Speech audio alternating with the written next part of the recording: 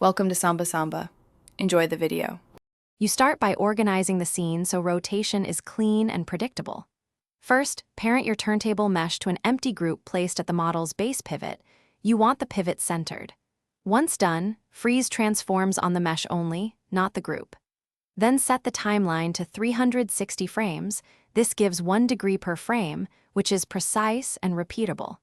Make sure your camera is constrained to focus on the model, with dolly set and f-stop adjusted for consistent exposure. Now you animate the group that holds the model, because that preserves object-level transforms.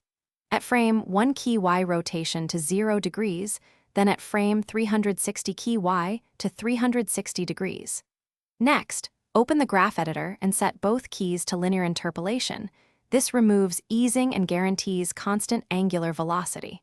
Also disable any animation tangents that cause overshoot. For realism, enable motion blur in your render settings and match shutter. Finish by setting lighting and render parameters to preserve consistency across frames.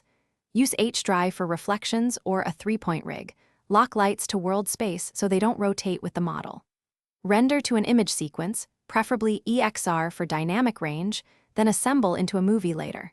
If you see stuttering, check that your camera has subframe sampling enabled and that motion blur samples are sufficient. If alignment shifts, verify the pivot is exactly centered and that no child nodes have residual animation.